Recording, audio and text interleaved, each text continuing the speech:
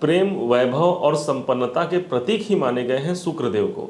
शुक्रदेव का यही गोचर परिवर्तन हो रहा है आपके अर्थात तुला लगन, तुला राशि से ठीक नवम भाव पर। आइए जानने का प्रयास करते हैं कि वास्तव में क्या होने वाला है, क्या उस विशेष शुभ फल मिलने वाला है। आप ध्यान रखेंगे शुक्र जो है तुला राशि के मालिक ही बनते हैं, तो तुला राशि तुला लग्न के जो लग्नेश होगा यही शुक्राचार्य जी महाराज होगा। इतना इंपॉर्टेंट होता है शुक्र का गोचर विशेष तौर पर आपके लिए कि आपको सदैव शुक्र के गोचर के अनुकूल आपका शरीर अर्थात आपका व्यक्तित्व तो आप चलते हैं, क्योंकि शरीर हमारा लगन हो गया।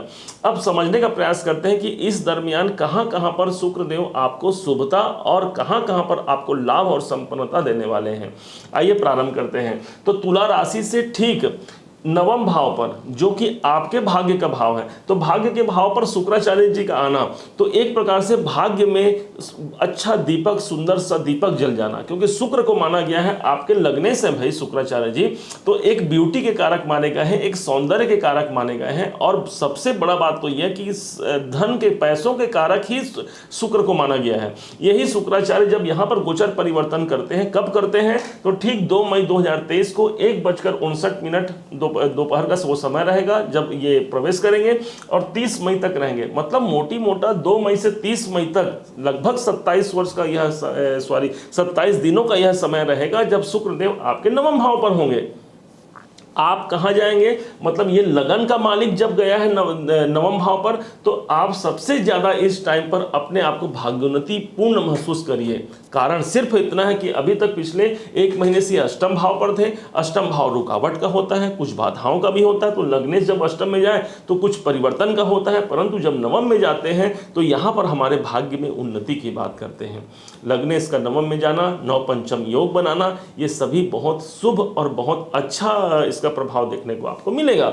नवम भाव ही वो भाव है जो आपके लक में उन्नति प्रदान करता है। आप अपने जीवन में इस टाइम पर जो नवम भाव है यही आपके धार्मिक यात्राओं का होता है, धार्मिक शिक्षाओं का होता है। तो शुक्र जैसा स्वयं शुक्राचार्य जी मृत संजीवनी विद्या के उद्धारक माने गए हैं। यही वो शुक्राचार्य जी हैं जिन्होंने मृत संजीवनी विद्या भगवान भोलेनाथ जी से प्राप्त किया था और सारे संसार में महामृत्युंजय के इस मंत्र का उद्यम किया था। अब यही नवम भाव में आकर के आपको आराधना की ओर प्रेरित कर सकते हैं, परंतु शुक्र चूंकि स्वाभाविक रूप से शुक्र सौंदर्य का प्रतीक है, शुक्र उत्साह का प्रतीक है, तो नवम भाव पर आएंगे तो कोई मांगलिक कार्य कराएंगे। कहाँ कराएंगे, कोई ना कोई धार्मिक उत्सव, धार्मिक कार्यक्रम आपके यहाँ या आपके आसपास में ये देखने को मिलेगा जिसमें आप इन्वॉल्व होंगे, और वो धार्मिक जो कार्य होगा वो आपके भाग्योन्नति में वृद्धि कारक होगा। अब ये भाव आपके उच्च शिक्षा का है, तो उच्च शिक्षा भाव पर शुक्र आए हुए हैं। हाँ, जो थोड़ा पढ़ाई लिखाई करते हैं तो उस समय पर थोड़ा ध्यान देना है,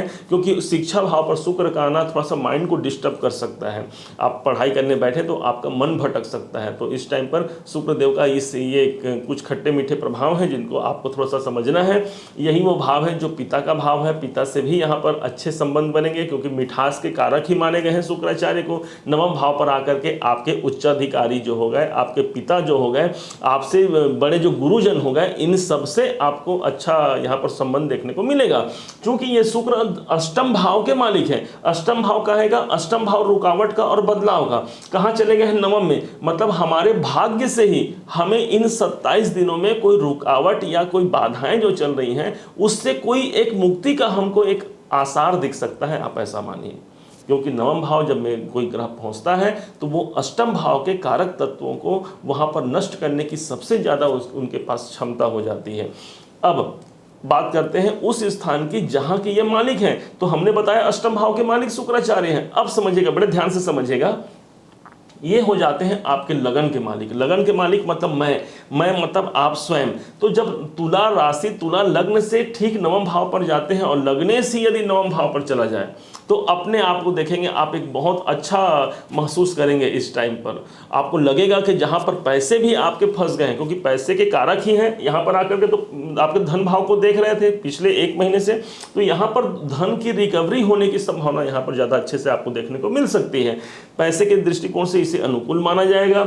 लग्नेश जब हमारा 9वें भाव में जाए तो बहुत से अच्छे गतिविधियां होती हैं। इस टाइम पर जब शुक्र यहाँ पर होंगे तो इनकी 7वीं दृष्टि को समझते हैं। तो 7वीं दृष्टि कहाँ पड़ेगी? आपके तीसरे घर पर। आपके साहस, आपके पराक्रम और आपके जो कम्युनिकेशन है, जो अनुबंध है, कोई एग्रीमेंट है, इन संबंधी कार्यों में आपको जाना पड़ सकता है। और शुक्र की अच्छी दृष्टि होने के कारण यहाँ पर भी आपको सफलता और ग्रोथ दिखेगा। तो कोई विशेष अनुबंध की स्थिति में यदि आपको पढ़ना है, कोई एग्रीमेंट करना है, तो यहाँ पर एक अच्छी संभावना यहाँ पर बनेगी।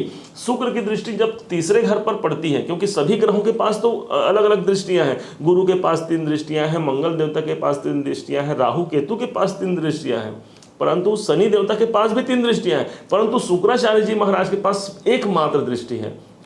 आप समझ सकते हैं कि एक व्यक्ति 3 जगहों को जब देखेगा और वहीं पर एक व्यक्ति सिर्फ एक जगह को देखेगा तो कितना ज़्यादा उनका देखने की क्षमता अच्छी हो जाएगी। शुक्राचार्य तो अपने आप में जब भाग्य पर आए हैं तो तीसरी दृष्टि आपके कहाँ देंगे? तीसरे घर पर। 7वीं दृष्टि तीसरे घर पर।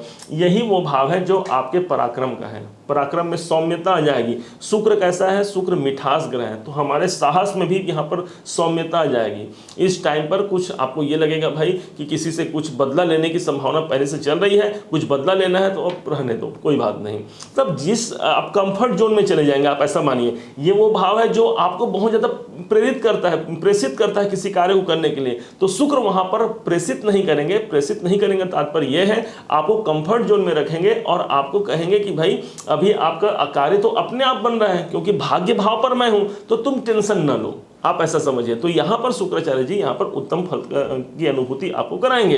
अब इन शुक्र को सबसे ज़्यादा स्ट्रॉन्ग करने का क्षमता यदि कोई किसी के पास है तो वो है स्वयं तुला राशि, तुला लग्न के पास। कारण यही वो राशि जो मूल त्रिकोण राशि है शुक्र की। तो इसलिए शुक्र को मेंटेन करने के लिए सबसे ज़्यादा जरूरत है आपको आपके जीवन साथी से आपके संबंध मधुर हो। जब मधुरता होती है, जहाँ पर प्रेम होता है, जहाँ पर मधुरता होती है, वहाँ पर शुक्र देव अपने आप एक्टिवेशन में आ जाते हैं, एक्टिवेट हो जाते हैं। और जब शुक्र एक्टिवेट हो गए तब जीवन में कैसे दुर्भावनाएं, कष्ट और परेशानियां, कलह रह जाएं। तो इसलिए जीवन साथी के साथ आपके दाम्पत्य जीवन में यदि आप मधुरता रखते हैं तो आपका धन बढ़ेगा। जिन घरों में आप विशेष ध्यान रखेंगे, इन 27 दिनों में क्या हो तो हमेशा के लिए है, लेकिन विशेष तौर पर जब शुक्र भाग्य में जाते हैं, आपके भाग्य का यदि आप साथ चाहते हैं पूरा 100%, तो कोशिश कीजिए कि आपके जीवन साथी से आपके संबंध अच्छे हों। आपकी यदि पत्नी है, आप जीवन साथी यदि आप पुरुष हैं और आपकी स्त्री हैं, तो उनसे आपका संबंध अच्छा हो, किसी भी रूप में उनको तकलीफ ना हो, उनकी आंखों में आंसू ना आए। जब आंखों में आंसू उनके आ जाते हैं तब आप मानिए कि इस शुक्र को आपने प्रभावित कर दिया, दूषित कर दिया। और वो शुक्र जो कि धन का कारक होता है और वहाँ पर धन की अधिकता बढ़ने की संभावना कम हो जाती है। तो इसलिए अपने जीवन साथी से, अपनी पत्नी से मधुरता और प्रेम के साथ आप यदि रहें तो इस टोटल जो 27 दिनों का गोचर है ये आपके लिए अनुकूल होगा।